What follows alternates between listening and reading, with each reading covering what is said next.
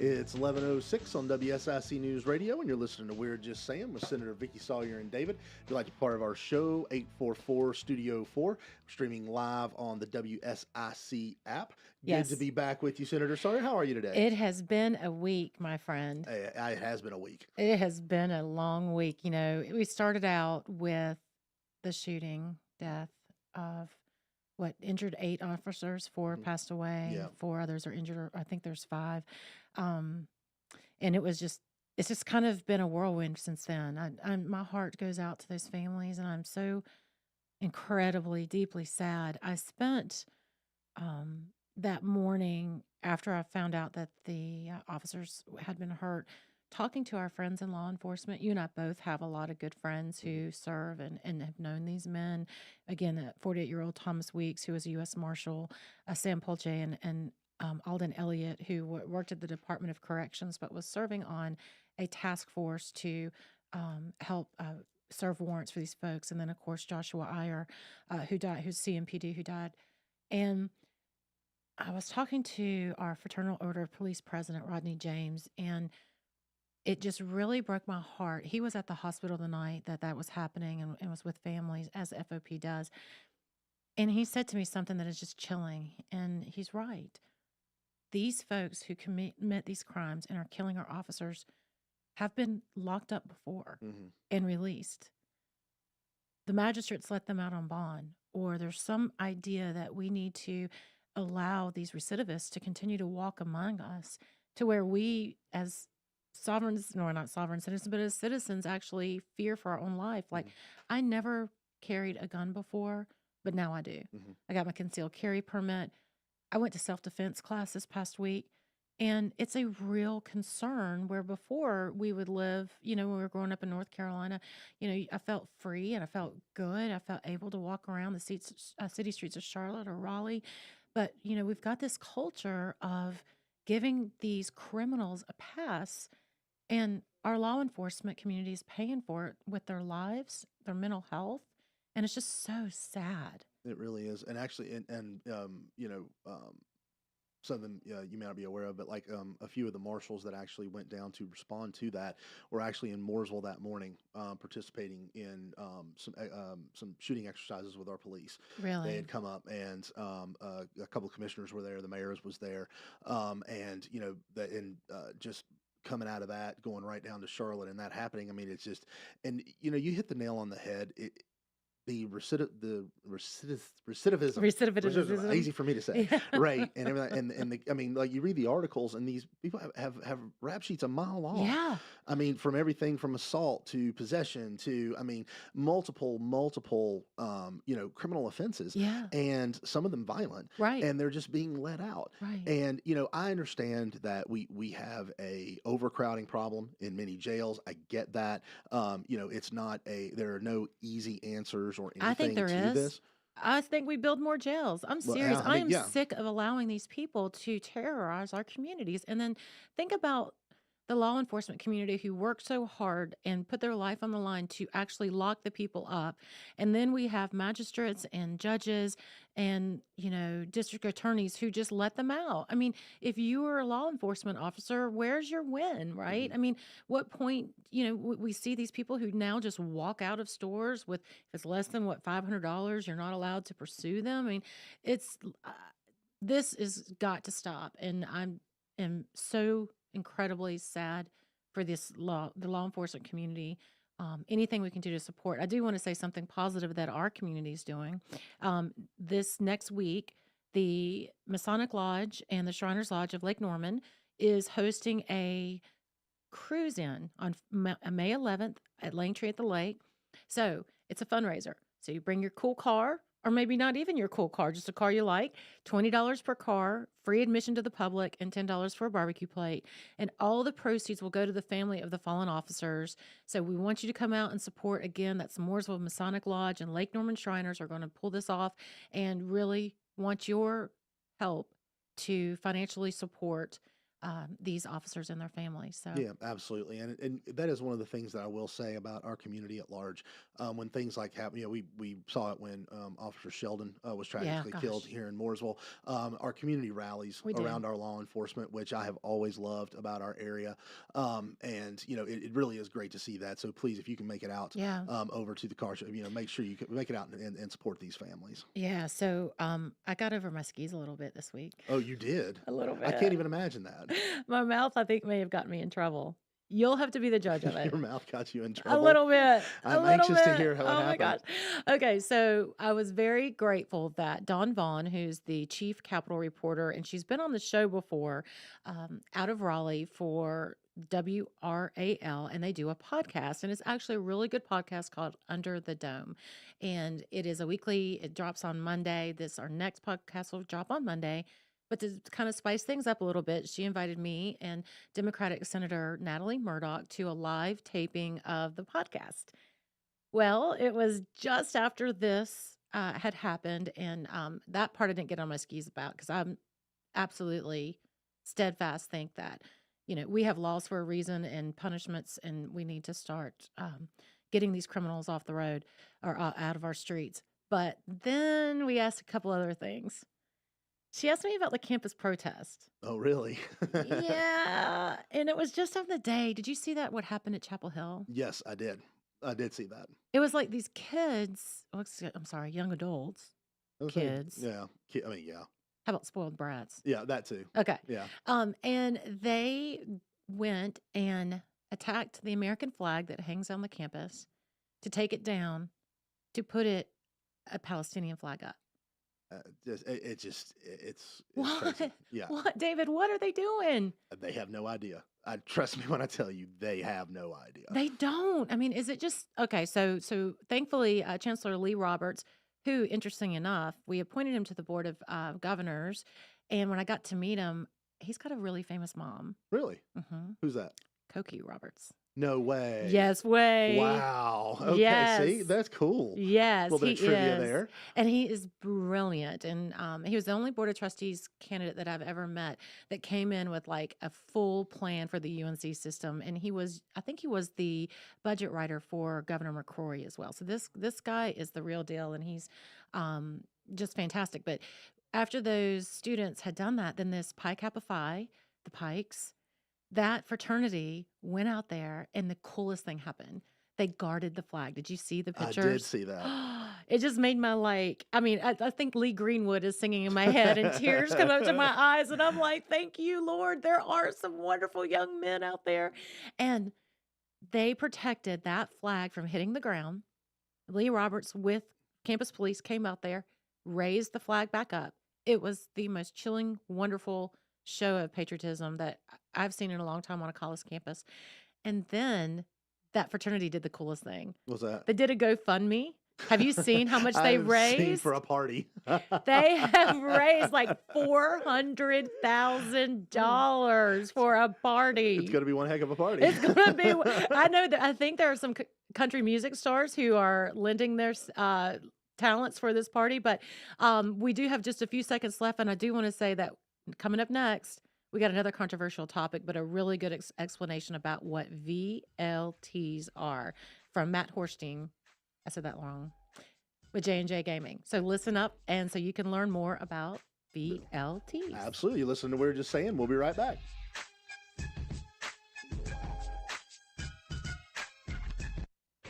There's more We're Just Saying with North Carolina Senator Vicki Sawyer on the way from 105.9, 100.7 WSIC. One more really warm day on the way as we close out the work week. Upper 80s to near 90 this afternoon with a partly cloudy sky, and we'll have to keep an eye out for a pop-up shower or thunderstorm, one or two of those, as we go into our Friday evening. Weekend weather does start to change a little bit. Outdoor plans will be tough for Saturday and Sunday with scattered showers and a pop-up thunderstorm possible really at any point throughout the day, each day, and high temperatures will tumble a little bit in the upper 70s to near 80. That's your forecast for the WSIC Weather Center. I'm meteorologist Chase Myers. The WSIC app is available now wherever you get your apps, featuring local deals from great local businesses like Serenity Now Massage Therapy. Here Here's your WSIC community calendar. Thursday is opening night for Langtree Live. This free concert series begins a 17-week summertime run. Event start time is 6:30 p.m. with music from U2 tribute band Rattle and Hum beginning at 7. Grab your chairs and we will see you at Langtree in Mooresville on Thursday. Mark and Maggie O'Connor return to the Kane Center for the Arts Friday for a special performance in support of their new album, Life After Life. The upcoming album reveals the pair's most sincere and deeply personal work yet. Doors open at 6:30 p.m. with a showtime at 7:30. For more information on this show and many other programs, visit canearts.org. That's CAIN arts.org. Come celebrate May the 4th this Saturday at Ghostface Brewing Social District in Mooresville. There will be Star Wars-themed cosplay, memorabilia for sale, vendors, and themed music by the Langtree Charter Jazz Band. May the 4th be with you on Saturday at Ghostface.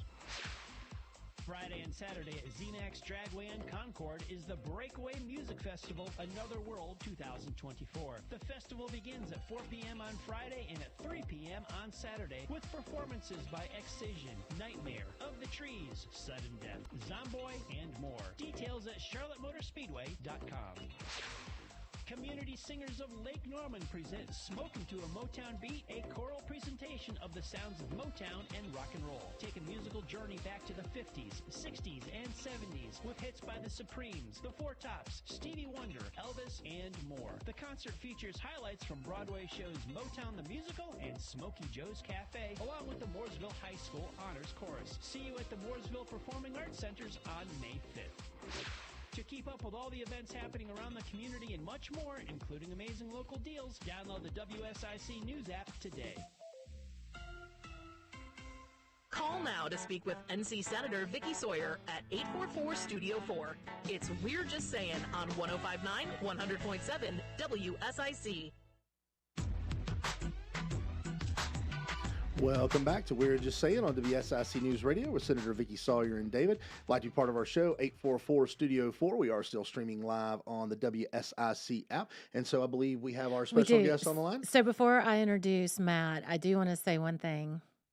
We got something wrong a couple weeks ago. I don't admit that we're not perfect very often, but we did get something wrong. Okay. And so I invited Matt Hortenstine with J&J Ventures on, and I wanted him to discuss what is a video lottery terminal, or VLT. And Matt is on the other line right now. Now, Matt represents J&J Ventures, and that was established in 1929 with over 4,400 locations and has about 32,000 machines in operations. And they're from Effingham, Illinois. Nice. I just like saying the word Effingham. sure It's just kind of funny. I got it. Matt, thank you so much for calling into the show. I appreciate you being here with us today on We're Just Saying. Good morning. Thank you. Yeah. Well, Matt, you so kindly told me how we were wrong. So I wanted to give you an opportunity to tell us how we were wrong and what we're going to do. But I kid with you. Just for our listening audience, let's start with the basics. What is a VLT? So a VLT is an acronym for Video Lottery Terminal.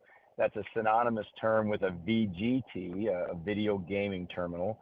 Both of those terms are really mean the same thing, and what they're referring to is usually what we call a Class 3 gaming device, and that is what normal in common parlance would be referred to as a slot machine.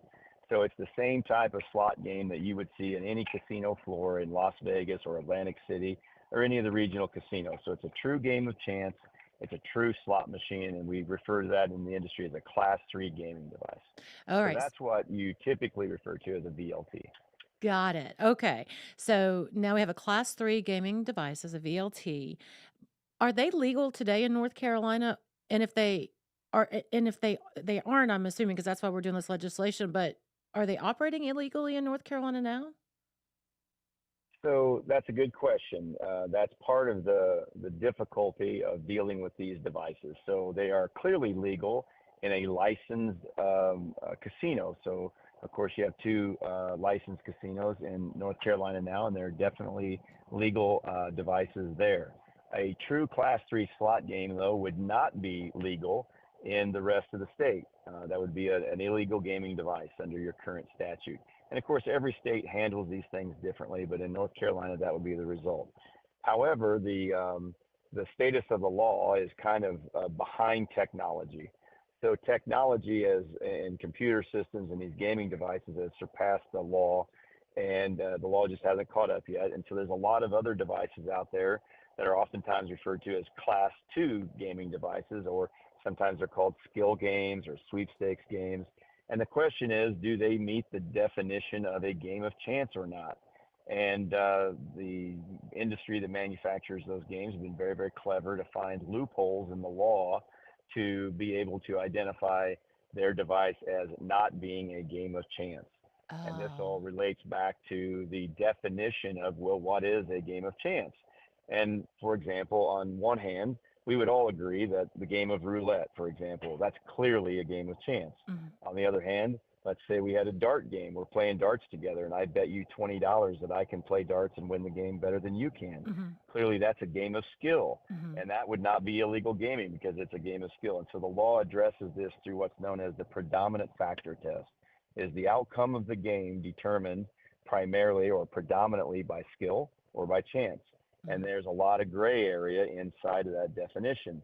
Other states use what's known as the any chance test. Kentucky is an example of that. They just recently changed their law for this very purpose.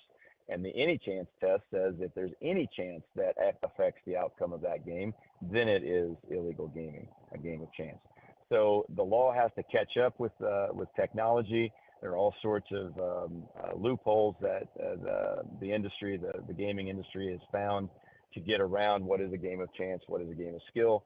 And it goes to largely what's known as the random number generator inside of the computer, inside of these slot games, inside of these games of skill, and how that influences the game of chance versus what you may do to manipulate the game through your skills, your hand-eye coordination. Maybe it's a tic-tac-toe Mhm. game. Maybe it's a Simon Oh. Says or many other types of elements to it. So S- that's the problem is how do you define a game of skill versus a game of chance? Gotcha. So when I'm going down through certain areas, especially like in Eastern North Carolina, and you see all these like quote sweepstakes areas, they're saying that it's like kind of like they have a pool table sitting up, but it's like an electronic pool table. And so they're using that loophole to continue to operate. But that's not necessarily, so your contention is that's not necessarily a true game of chance. It's actually, they're saying it's a game of skill, but truly the electronics is like a game of chance inside, I guess.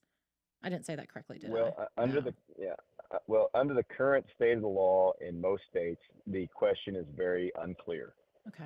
And that is the problem. The law needs to catch up with this new technology Hmm. and define this so we know, so law Gotcha. enforcement knows what the answer is. Hmm. And there are some who would say these skill games, these sweepstakes games, fish tables, etc.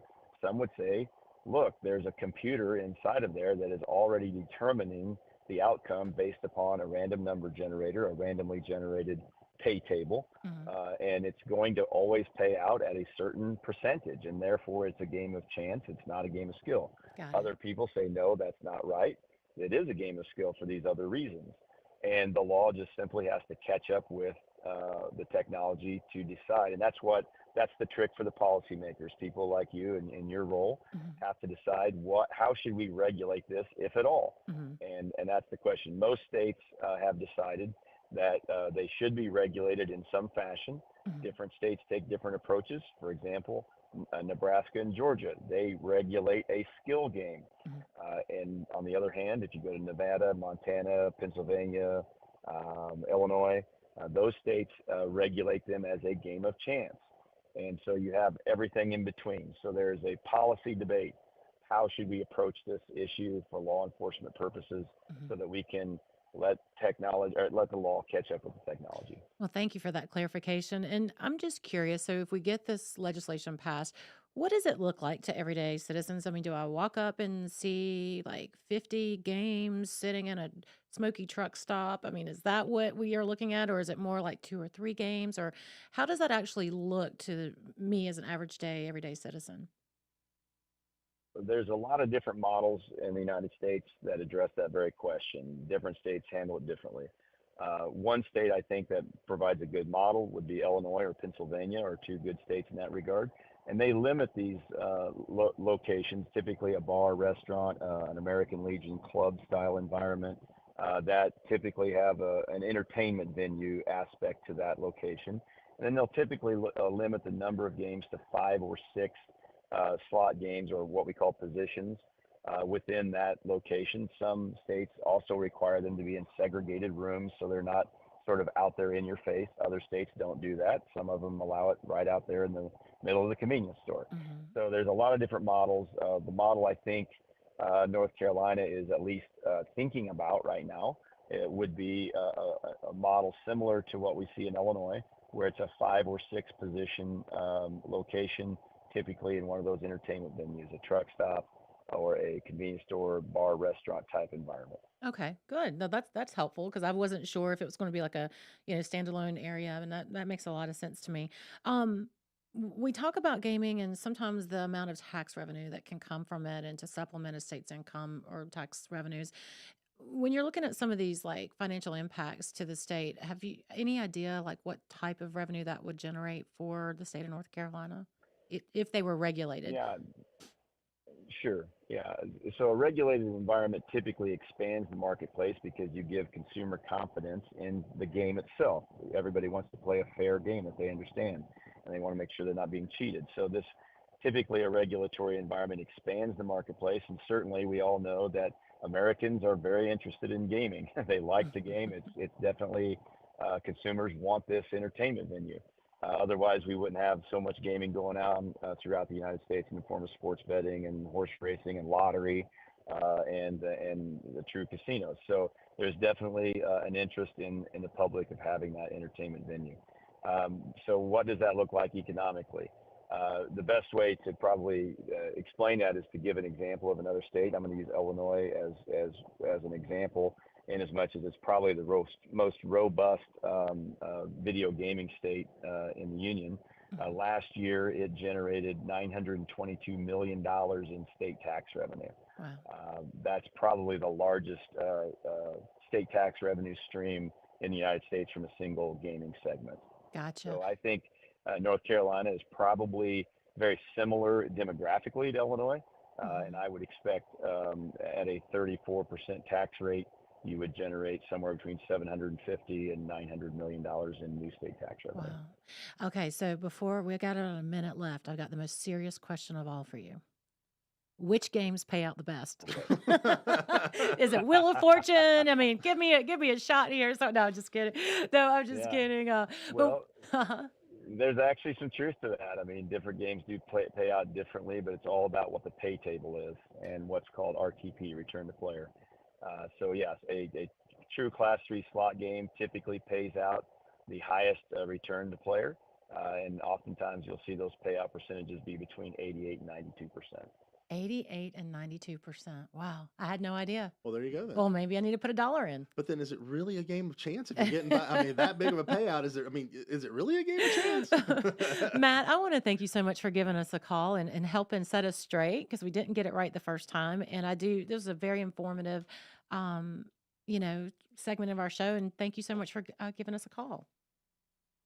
Very good. I appreciate the time and happy to help you any way I can. Yes, sir. Thank you so much. Thanks so much, Matt. So highly educational there. I mean, that's a high payout. That is a high payout. That's why I'm saying, how's it game of chance then? So that's the thing is like, I've heard on the other side is that when you do have these like sweepstakes parlors, since there's no regulation, there's no guarantee that they'll have that high of a payout. Yeah. And so they can actually manipulate that. So there's a thought of, see, look at you protecting the consumer. Protecting the consumer and put $1 into one of those Class 3 machines. We'll be right back on We're Just Saying.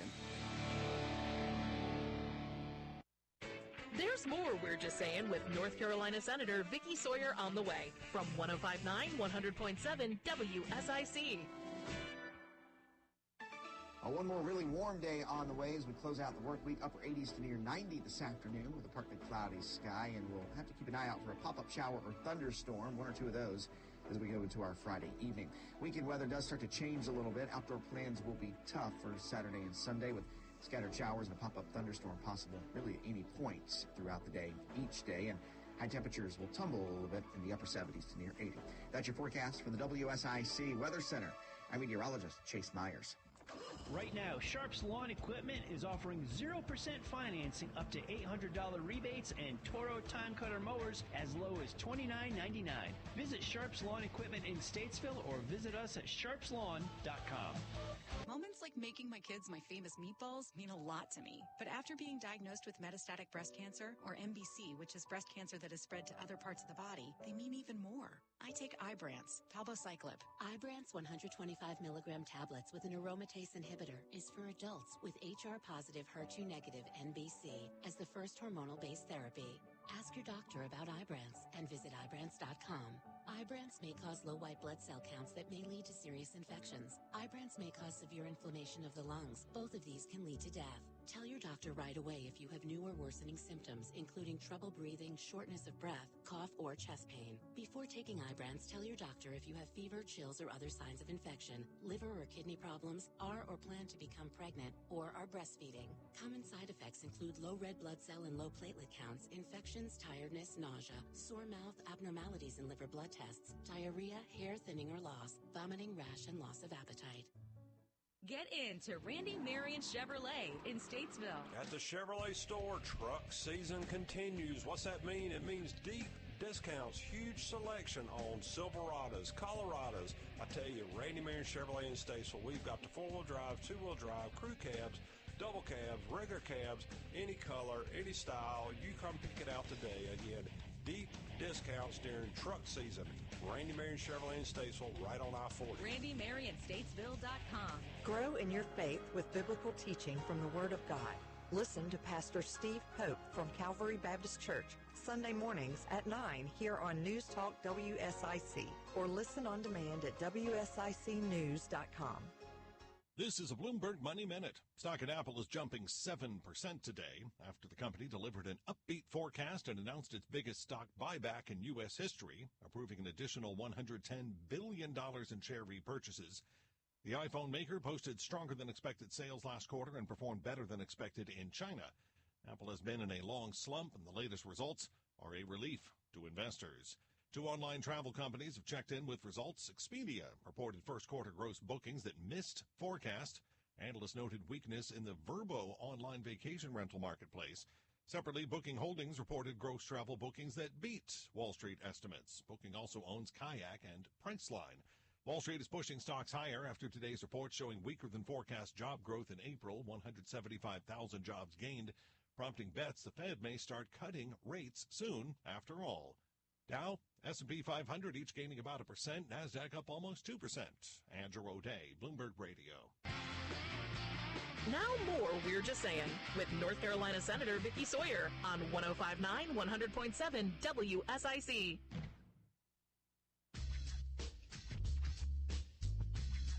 Welcome back to We're Just Saying on WSIC News Radio with Senator Vicky Sawyer and David. If you'd like to be part of our show, 844-STUDIO-4, still streaming live on the WSIC News app. So obviously we are steeped in educating folks out there. And for clarification, what we got wrong, actually it's what I got wrong a couple of weeks ago. I'll be in there with you on that. Because you didn't disagree. I didn't disagree. So I should have been. You joined me in my wrongness. I absolutely usually support you in your wrongness. Well, but to be fair, is wrong the right word? I mean, it may not be the most right I've ever been, but I think wrong might be I think that might be a little harsh. You know, I listened back to a couple of shows recently, and I've been a little harsh on you, so I'll give you a pass on this one. And you've actually hit every intro so far. I have. Surprising. I'm back on my game. I know. Even after a week I off. know. So, but it was one of those things because I remember what we were talking about, and I think what I had thought was that VLTs had some skill base to them. Yes. And they don't. But what does is, and I got a little education on this since our last show. They're machines that are basically, I think they're called like HHR machines, and they are tied to horse racing results. So what happens is that for these machines, they pull in the results of horse races from like all the way back to like the 50s or whatever. Okay. And there's some rules underneath what they can pull. So there couldn't have been any scratches, no disqualifications. It had to be clear cut win and everything like that. And then that generates a report, and then they take that report, and basically the software in the machine then randomly picks races from decades and decades and decades, takes the tracks out, takes the horse names out, and everything like that. And then basically you only have in front of you the odds on that particular horse, Okay. and some additional information. And the player has the option to pick which horses they think finished first, second, or third based off all the handicapping information. Okay. And then the race is electronically run, if you will, and then that determines the ultimate end result of and there's a So, assignment of winnings David, based off of that. David, this is why I don't gamble. It's so flippin' confusing. Yeah, but I honestly, mean, I might as well just go ahead and hand the dealer my $100 and just walk away because it's well, about the same thing, right? well, yeah. It's so confused. Like craps, I have tried to play that game so many times. I don't get it. There's a line, come line, and then you got to do this, and you got to put it. Oh my gosh! I mean, roulette, I get. 21, I get. You mean But blackjack? yeah, blackjack. Yeah, that's right. That's right. In college, I used to play 31. But anyways, it's so confusing. It is so confusing. So that's why I was glad that Matt came on the show to kind of get our heads right about what are we talking about. And it just kind of goes back to the same old thing. Like, do you regulate something that is operating illegally so that you can make it safe for consumers and also collect tax regulation? Kind of like we talk about with medical marijuana. Mm-hmm. It's here. People are using it. Don't you want to make sure it's safe, legal, and that you can collect tax revenue off of it as well? So it's kind of the same thing. Well, I think, and I think I'm a big personal liberty individual. I just always have been. Yeah. But I also believe that the government plays a role in ensuring that passing laws and things like that. And I think when you get into these things like the VLT games, when you get into things like marijuana and things like that, I think as a society the use of certain things grows, the understanding of them and things like, and you get to a certain point where a portion of the population, it has now come to a point where it's just kind of like, okay, do we regulate this and make it safer and put in rules and everything like that when we've reached a point where and collect tax revenue on it, quite frankly, because we are continually looking for the need for tax revenue for roads, for schools, and things like that. And so I think the government has I think public opinion shifts to the point, and government moves with it in many of these instances. And and I think and then that's the way it should be. Yeah. And so I think something that 20 years ago could have been we'll never legalize that. Sports betting 20 years like ago, social absolutely districts. Social districts 30 we're never, you can't do that. You'll never do that. You'll never do that. And then the mood and changes of society. Yeah. The opinion changes and shifts, and government shifts with it. Society is changing. You know what else is changing? What?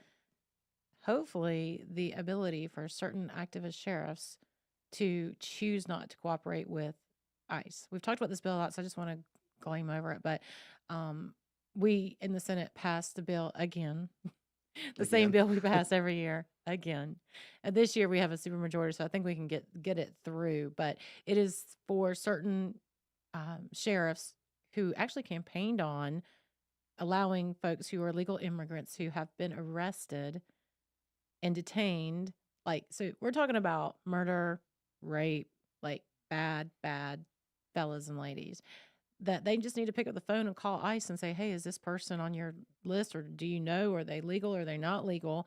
And then ICE can come and deport them. And, that's where in fact, Mecklenburg County Sheriff has not been and campaigned on not doing it. A few of the sheriffs, now 90% of the sheriffs already do this, and they're holding someone and jailed in their facility that they will cooperate and ask ICE to. But this week we had a host of folks who were pro illegal immigration, or folks who are like DACA kids come in and say, this is racist and you guys are just beating up on a vulnerable community and we're not going to. Like, no, man, it has nothing to do with that. It's like, you're in our country, you committed a heinous crime that has caused for you to be jailed. I think it is more than fair to see if you should be staying in our country or if you should be deported. Don't you think? I 100%. And look, I get the concern that people will express as, oh, well, you pulled somebody over, and just because they are of a certain ethnicity or something like that, you automatically are going to go and look at and you worry about profiling. I get that. That's not how this works. No, that's not what happens with these things. It is criminals that are coming in being said. But here's my thing is that when anybody is pulled over Yeah. and you hand a officer your driver's license, right? There's a number of things that are done, right? And so they put in your driver's license number, your information. One of the things that is searched on is, are there any outstanding warrants Sure. for you? And so because they one of those things, there's a system that does that. Yeah. Easy solution. Add a check against the ICE database. Run it for Yeah. me. Do it if you want, but Yeah. it runs on everybody. Yeah. As part of that check and everything like that, when you're doing the criminal background checks and stuff like that, that it runs on everybody Yeah. against ICE Yeah. to see if there are any open cases Sure. or issues with that. And then you have now eliminated the profiling concern because it's run on everybody. Because it's running. It's And kind then of you're like, done and done. have you noticed that there's, okay, so I was in Tennessee at a conference recently, and before they serve alcohol to anybody, regardless of age, you have to present an ID. And if you don't present that ID, then you do not get alcohol, even if you got crow's feet and a middle-aged spread like myself. They're going to card you. And if you don't have your driver's license, you're in. So say you're saying, take that same format and put it over Yeah, to run it on everybody. illegal. And Run it so, on everybody. I was talking with a friend. I'm like, why? Wait a minute. Why is it's only sheriffs cooperate with ICE? What about, police and captains and all sorts of stuff? And it's like, no, it's because the sheriffs run the jails. And these people who are detained in their jails, this is when you do the ICE detainer. This is when you connect. So it's not like when you get pulled over by a state trooper that they are going to do these kind of things. It's just that when you have done a serious and heinous crime, you're going to spend the night in the popo. Yeah. And they do, and they run a full background check on Yeah. you, and then Yeah. but if you're concerned about the profiling, just run on everybody. So, like Duckworth, when you go over to Duckworth, if you Yeah. want to get a beverage at Duckworth, I don't Yeah. care how old you are, Yeah. they're ask for They're your ID. going to ask for your ID, and I think that's fair. So another controversial thing that we did this week, but it's actually, we didn't really do anything controversial. It's just the same idea, but we expanded it. Voucher, opportunity scholarships. Yeah. So that was in front of the Senate again. And we had such an overwhelming cry for help, I guess, from folks who applied for opportunity scholarships and didn't get them because there was, I think, over, 72,000. We only had the money in there for about 16,000 of the nearly 72,000 applicants for the opportunity vouchers. And so we voted now to expand the money and to allow for more of those to be funded. So we, again, these are opportunity scholarships are basically a tax voucher or a refund for people who take their kids from a traditional public school setting or charter school and they want to go to a private school. And not all private schools, right? These private schools have to conform and adhere to certain standards before they actually will accept these opportunity scholarships. So yes, there is integrated testing in grades 3 and 8, and there are standards and, auditing, so there are those things, but my gosh, the wailing and the gnashing of the teeth and the world is going to end. And it's like, no, guys, it's not. It's absolutely not going to end. I mean, in fast growing areas like Iredell County, I mean, when it's costing almost $200 million to build a high school? I mean, isn't this a great opportunity to relieve some of that pressure on these fast growing areas and in across North Carolina that's happening, and give, parents choice? The schools are accountable to those parents. And then also you don't have to pay for the busing for these kids. You don't have to pay for food. You don't have to pay for the 4 walls that surround that school. So there's like a taxpayer savings to this. And it's not just an attack on public ed. It is a help for all parents and families to choose the school that best fits their kids' needs. Absolutely, 100%. You're listening to We're Just Saying on WSIC News Radio. We'll be back.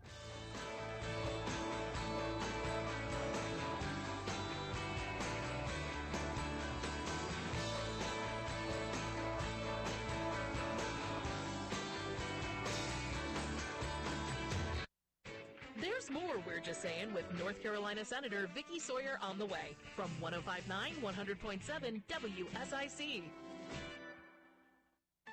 One more really warm day on the way as we close out the work week. Upper 80s to near 90 this afternoon with a partly cloudy sky, and we'll have to keep an eye out for a pop-up shower or thunderstorm, 1 or 2 of those, as we go into our Friday evening. Weekend weather does start to change a little bit. Outdoor plans will be tough for Saturday and Sunday with Scattered showers and a pop-up thunderstorm possible really at any point throughout the day, each day, and high temperatures will tumble a little bit in the upper 70s to near 80. That's your forecast from the WSIC Weather Center. I'm meteorologist Chase Myers. Here is your WSIC community calendar. Thursday is opening night for Langtree Live. This free concert series begins a 17-week summertime run. Event start time is 6:30 p.m. with music from U2 tribute band Rattle and Hum beginning at 7. Grab your chairs and we will see you at Langtree in Mooresville on Thursday. Mark and Maggie O'Connor return to the Kane Center for the Arts Friday for a special performance in support of their new album, Life After Life. The upcoming album reveals the pair's most sincere and deeply personal work yet. Doors open at 6:30 p.m. with a showtime at 7:30. For more information on this show and many other programs, visit canearts.org. That's CAINarts.org. Come celebrate May the 4th this Saturday at Ghostface Brewing Social District in Mooresville. There will be Star Wars-themed cosplay, memorabilia for sale, vendors, and themed music by the Langtree Charter Jazz Band. May the 4th be with you on Saturday at Ghostface. Friday and Saturday at Xenax Dragway in Concord is the Breakaway Music Festival Another World 2024. The festival begins at 4 p.m. on Friday and at 3 p.m. on Saturday with performances by Excision, Nightmare, Of the Trees, Sudden Death, Zomboy, and more. Details at charlottemotorspeedway.com.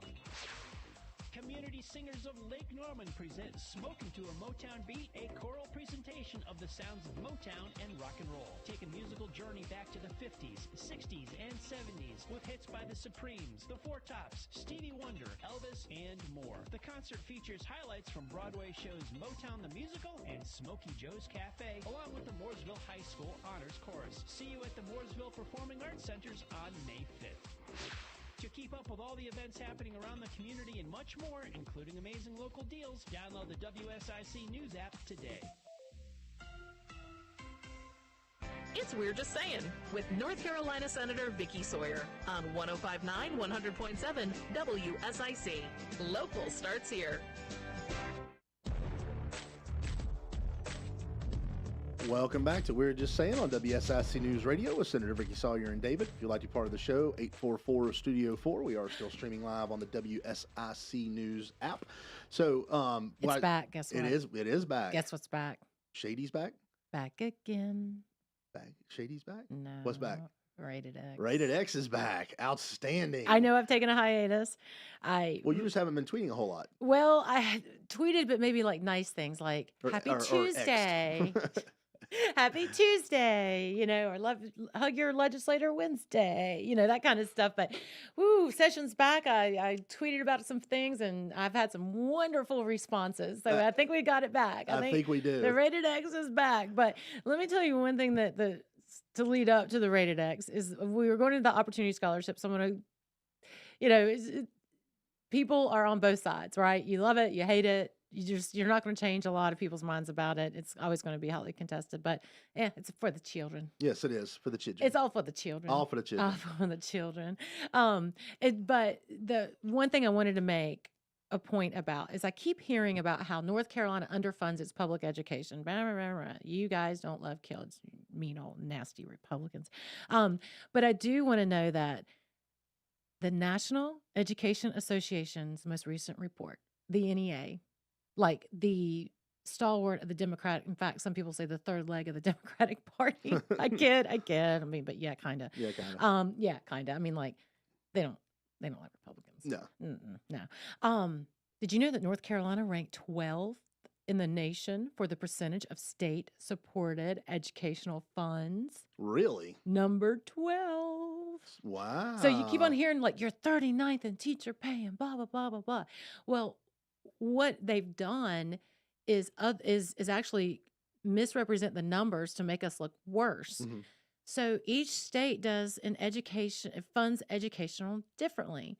So in North Carolina, there are a lot of money that goes to the school, but the average split is like 63 so if you're going to say here is the pot of money that goes to public education in North Carolina, the average split is that 63% comes from the state of North Carolina, 25% comes from locals, and about 12% or 13% from federal. So the state definitely spends a lion's share of this educational funding. But the national level, so if you look at all of the other states, on average, the split is 47% comes from the state, 45% comes from locals, and 8% federal. So we're just set up differently, right? And so they will We're pick. built different. You know what? I am. We're built different. Oh, I'm sorry. That's about the state, not me. I was like, yes, I am The built state, differently. yeah. Well, Yeah. It's not. We are built. We, the state. We, the state built Yeah. differently. So, Not to downplay your uniqueness or anything like that, but yeah, I was talking about the state. Yeah. So they will pick these numbers and say that we are so low in funding when in fact we are not. As the state level, we are above average from any other state. So for what we control, we give more money to education than most on average any other state. Now, the local level, they could bump up their stuff or the feds could bump up their stuff. But right now, North Carolina is strong according to the NEA. Let's just say that. I mean, we're a 12. Well, and that's fair. I mean, that if you're looking for sources that you would hope people who are against you would find credible, I mean that's Yeah. hopefully that does the Yeah. trick right there, right? Yeah. So check this out too. I thought this was a really good stat. I took this from an op-ed that Senator Michael Lee wrote, who's led the Opportunity Scholarship, who's a head budget writer, and also the chair of education for the Senate. The Republican-led legislature has pumped more than $4.7 billion into public education during fiscal year 2010 through 11. This is when they always use this as a benchmark, right? Because that's when Republicans took control over the legislature. The K-12 budget was $7 billion. By the end of this next fiscal year, it's nearly $12 billion. Wow. So inflation, that's a lot of money. Nearly doubled their budget in the last 14 years. And I don't think that then this whole story about how we are not funding public education really rings true. And remember these opportunity scholarships, this is a separate pot of money that we set aside that runs through a different organization so they don't, one doesn't supplant the other. And then remember, if these kids go from public ed to private institution, then the school doesn't have the cost of educating that child. Right. But they still get, their base funding still stays similar at the state, federal, and local level. So I don't get it. No.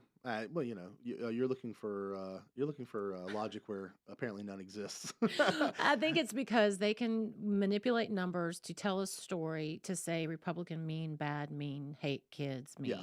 Right? I think that's what it is. And so, so help me out though. So what is the implication at the local level, right? Because there is funding is based on per pupil funding. Some right? of it is, yeah. So, and so with the state money sort of essentially following the child. Good question. What does the county money, because county money typically is that it's not necessarily kids enrolled, it's kids like that live in the district, right? And so the money still flows for locally for those people, right? Yeah, so you could argue that sometimes in this area the educational funding will increase instead of decrease. Now, what we've also learned is that Senator Michael Lee has said that they are going to take the delta. In other words, the amount of money between the award recipient, which is like for the highest earners, it's like $3,000, and then that amount between the $7,000 that the state gives, and use that in educational savings for the public ed. So we're taking care of public ed, but also increasing competition and choice for parents who need it. And we hear constant stories about how a school, maybe a public school, is just not the right environment for every kid, especially when it comes to bullying. Right? Kids get bullied and stuff, and so you might want a little bit of a chance, and so anyways, we've talked so much about it, but I support and understand and definitely will work to help public ed, charter, and now the Opportunity Scholarship. Well, there you go. Yeah. But your rated X, your rated X was someone who did not. All right. So if you haven't listened to the show in a while, we started this one maybe last year or so. Yeah, Was it? last year. Yeah, it's been a little bit. It's been a little bit, and then during the off session, I kind of dropped off because it got a little gross. Yeah. Kind of. Well, I mean, and there was a lot of other stuff going on there. During off session, you weren't tweeting out a whole bunch. Yeah. You mean I wasn't very active? Well, that Yeah, I you was weren't just being lazy. you weren't posting. Yeah, you were. That's the way to put it. Yeah. Yeah, I know. So the Rated X is where kind of we read what I wrote on the X and then some of the responses that I get back. So this is my winner of the week. Again, Right, is my button working? is your button? Okay, it is. Are we going to do it? Well, Okay. yeah. Okay. My tweet. I'm thrilled to share that the NCGA Senate just passed House Bill 823, which clears the wait list for school choice programs by funding over 54,000 opportunity scholarships. This bill is a game changer, ensuring that every child in our great state can access school the best that fits them. Okay. Pretty, right? I mean, pretty straightforward. Uh-huh. Not very controversial. Very upbeat.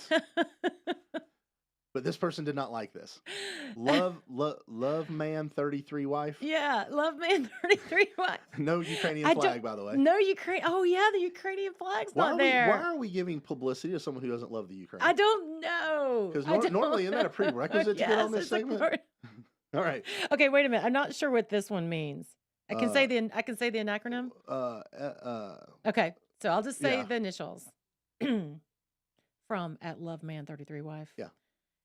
FFS, my is now paying for families making 2 to 3 times what I do to send their kids to private school. Great. Love that.